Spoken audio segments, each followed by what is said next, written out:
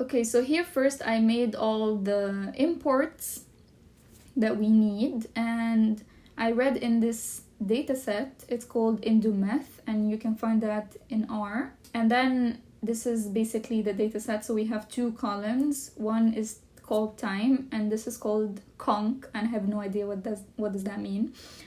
But we're gonna just plot the data. As I told you before, the most important thing about any data, if you're doing any kind of predictive modeling, is to plot the data, and we get this like interesting plot.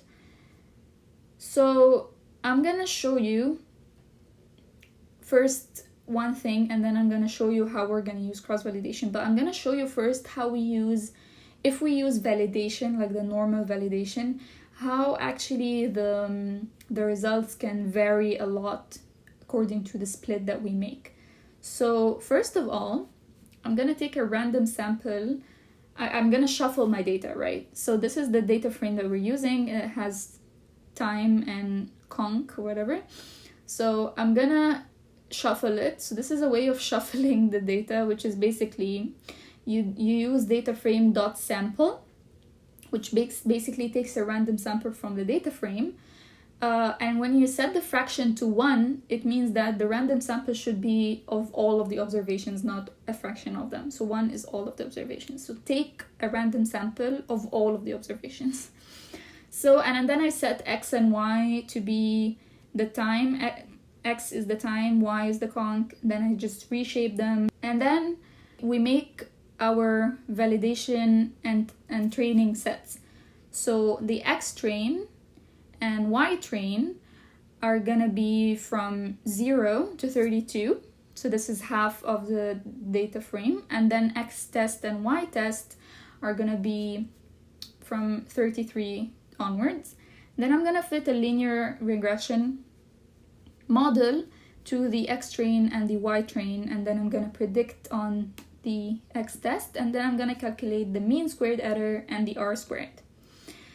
Also, if you don't want to do that, like all this code that I did with like the sampling and everything, there's a really interesting way to do it just from the sklearn library. You can just import something called train test split, and this will basically do it for you.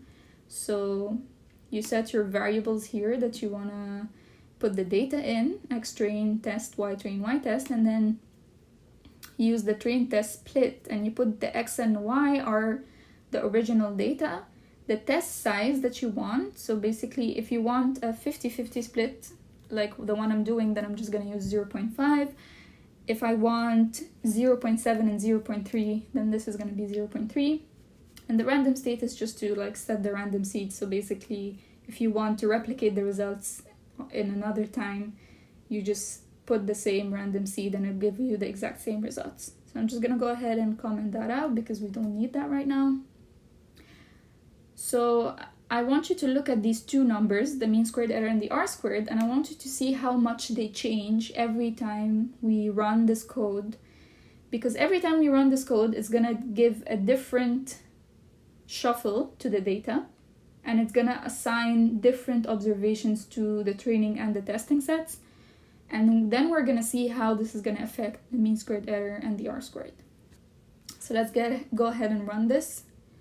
So the first time we get a mean squared error of 0.16 and r squared of 43, right? Let's run this again. So now we get a mean squared error of 17, which is basically 1% extra, and the r squared increases to 52%. Let's give it another run. So now the mean squared error goes all the way up to 19%. So from 16 or 17 to 19, that's actually a lot. So let's give it also another run. So in this one, the mean squared error goes up to 25%. So, and the r squared goes down to 44. So it's like really, it's very, very changing. It's not stable, and this is a huge problem, and this was what I was trying to explain in the previous video. Now let's look at using cross-validation. So this is the code. What I'm gonna do is I want to try and fit the model. So we're gonna do basically 2 in 1. The first thing I'm gonna show you is cross-validation. The second thing I'm gonna show you how we can actually also use it to know and pick which model to use for our data. Because when you look at the data plot, this is not a linear, relationship at all. So a linear regression model is not gonna work for this kind of data. So I want to try out different degree polynomials because I'm suspecting that this could be we can fit a degree polynomial to this and it could work. So we're going to try out different degrees. So the first line of code here is saying that I want a list of different degrees and I want a list of different degrees from 1 to 9. And actually, let's make them to 11. So this is gonna make a list from 1 to 10. Then I do the same thing again, the x and the y. And then I made an empty list for the mean squared error that I'm gonna append to it. And then I use something called polynomial features, which basically raises the value to a certain degree to make a polynomial fit. So it has like one argument, degree, and then for each, so for I in degree, so for each degree in this list, I'm gonna make a polynomial. I'm gonna call it x poly, and then I'm gonna fit a linear regression model, but we're gonna fit it using cross-validation. So this cross-validation function is really important. So let's zoom in and check it out. So we use something from sklearn called cross-validation score. This takes arguments. First argument is the model that you want to fit. So it's the linear regression model. And takes the x and the y. So the x is going to be the x poly, the new feature that we created. And y is just going to be y. And then here we can set the number of folds that we want. So this could be 5, could be 10. Here we're just going to use 5. And then the scoring is basically what kind of score do you want to calculate. And we're going to use something called negated mean squared error.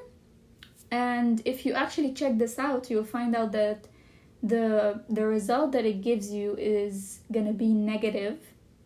And the reason why it's negative is because Python tries to treat it as something that would be a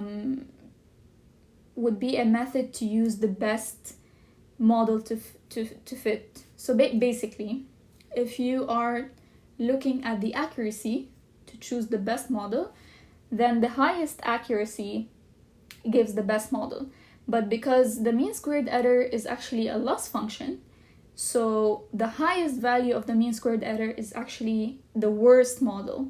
So for them to do it like that, they decided that, okay, let's just make it negative. So if we take the highest, then it means it's the lowest mean squared error, and this means that it's the best model to fit. It's the best result. So this is like something you can read more about if you want to, but basically how we're gonna go around this is that we're gonna make it positive, and then it's gonna work out for us. So here I take the absolute value of the score, and then I take the mean, because this is gonna give us 5 different mean squared error.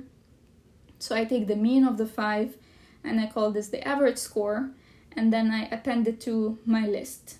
So in each loop, we're gonna set the degree of the polynomial to a different one. So the first time is gonna be 1, which means just a line or like linear.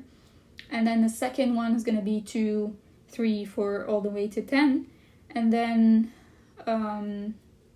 for each polynomial, for each model, we're gonna do cross-validation with 5 folds. We're gonna get the mean of the different folds. We're gonna append it to the mean squared error list. So I'll just run this. Then I'm gonna plot the degree versus the mean squared error. so I can know which degree I should fit to this model, which is the best. So I'm gonna run this, and this is what we get. So we can see that for the first degree, this is like really high, and it's not doing well at all because the mean squared error is like 0.2. Also for the second and the third and the fourth, you know, around this part, it's also really bad. So it's decreasing, obviously, because the model complexity is getting higher, but it's not, you know, it's not the best mean squared error you can get, because you can go lower. Then around, you can see around 4 or 5, I would say, it starts to stabilize, right? It starts to not really change that much. So I can fit the model with probably 4 or 5 degree, and this actually looks good. So basically, what cross-validation helped us to do here is to actually pick the model that fits the data better by just looking at the different mean squared errors and seeing where does the MSE start to like stabilize. And that's it for this video. If you like this video, don't forget to give it a thumbs up and subscribe to my channel, and wait for more videos like that. Thank you. Bye.